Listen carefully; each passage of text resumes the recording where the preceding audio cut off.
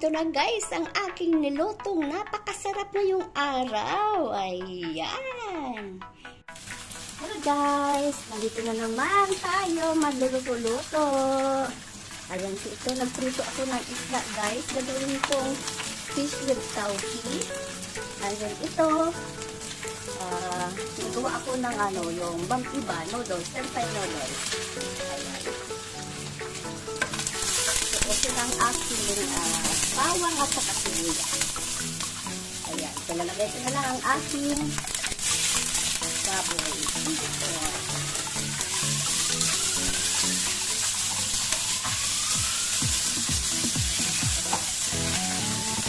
Ayan, tapos ito guys, lalagyan ako ng adobong baboy yung kangkong. Ayan, so okay na ang ating sibuyas at bawang. Ilagay ko na lang ang ating baboy.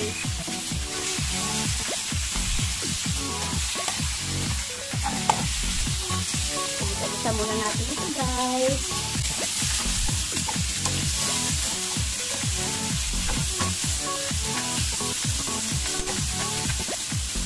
Pwede na natin itong lagyan siya ng tubig.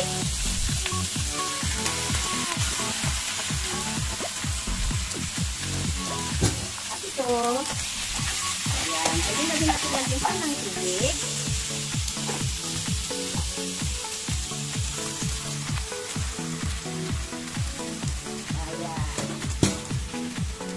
Lagyan natin ng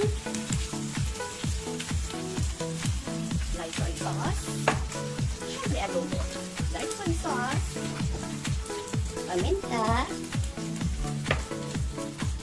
Chicken powder. Wala tayong pork bouillon. Saka ito, lagyan din natin ng light soy sauce.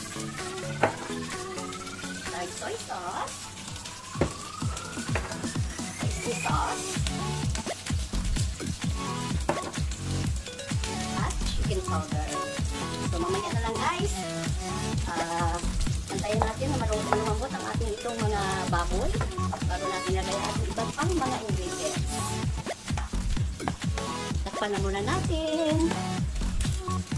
So, ito na guys. Pwede na natin ilagay ang ating mga ingredients. So, itong ating fish, pwede na natin ibaligtarin.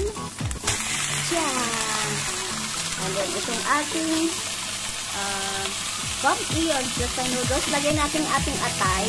Saka nilagyan ko siya ng Chinese sausage.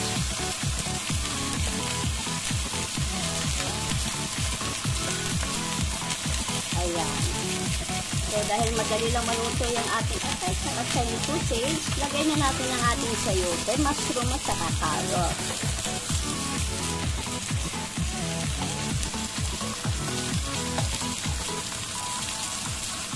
So, takpan na lang natin yan mamaya. Sino namang ating adobong baboy with kangkong, pwede na natin ilagay ang ating steam ng kangkong. Ayan. Maliliit ang ating kangkong guys. Ganito ang kangkong nila dito. Sumaya na lang guys. Antayin natin muli maluto itong ating mga naunang ingredients. Ito na guys ang ating mga niluluto. Ito nga ang aking isda. Ilagay ko na ang sibuyas, bawang at saka luya. Ilagay ko na lang ang aking tausi. Tapos ang aking light soy sauce, dark soy sauce. And then, konting sugar. Ayan. Ito ang aking stir-fry noodles. Ayan. Pwede ko na ilagay ang aking cabbage. Manipolyo.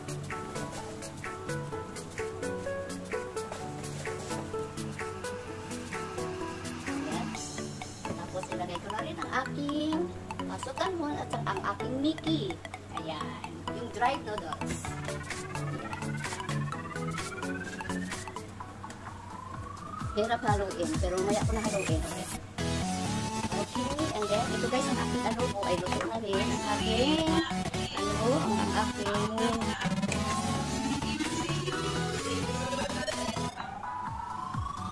ayan, pwede ko na ilagay ang aking dahon ng kangkong.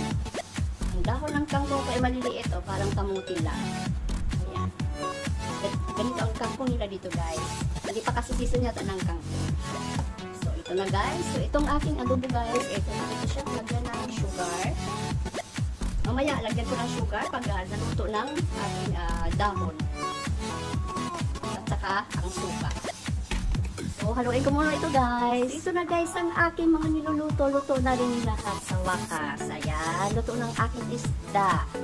So, lagyan ko na lang ang aking fish with tausi ng spring onions. Ayan, may kulay. Ayan, ganda ng kulay. Then, itong ating bami stir-fry noodles ay luto na rin. So, ready to eat na guys. And then, itong aking adobong baboy with kangkong.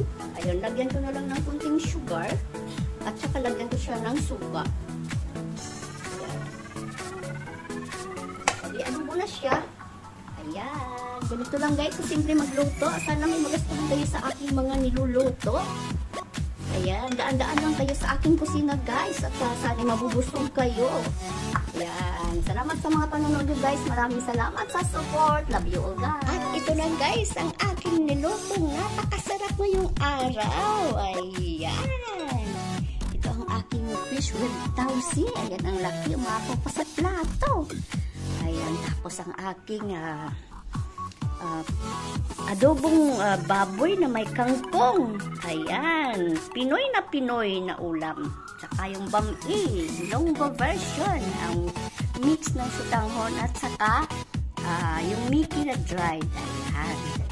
So, tara na guys, samahan nyo na ako. Ano pa naantay nyo? Dali na!